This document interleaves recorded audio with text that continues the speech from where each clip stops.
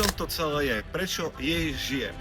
Na Slovensku veľmi veľa ľudí si uvedomuje, alebo počulo, že nejaký Ježiš existoval, možno videl nejakú sochu, možno ich babka chodila do kostola, ale veľmi málo ľudí si uvedomuje, že Ježiš žije, že on je reálny. Čo to znamená, že je reálny? Znamená to, že aj v 21. storočí, tu a teraz na Slovensku koná, mení ľudské životy, odpúšťa ľuďom hriechy, uzdravuje a je relevantnou bytosťou, je spasiteľom, a ktorého človek potrebuje aj dneska. A nie je nikto iný, skrze koho by človek mohol byť zmierný s Bohom Otcom.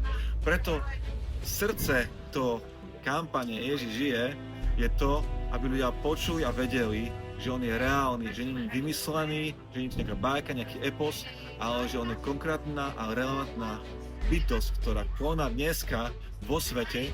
Je len otázka, či my sa mu otvoríme. Každopádne, úlohou nás ako kresťanov je túto správu zvestovať.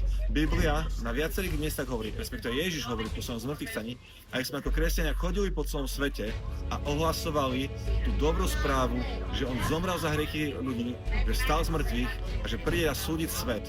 A preto, kým nastane ten deň, že príde súdiť svet, tak volá ľudí v pokáni, volá ľudí v zmene, aby ho prijali a aby sa odvrátili od zlých skutkoch na tú cestu Božiu. A preto ťa pozývam, pripoj sa k tejto iniciatíve Ježiš žije.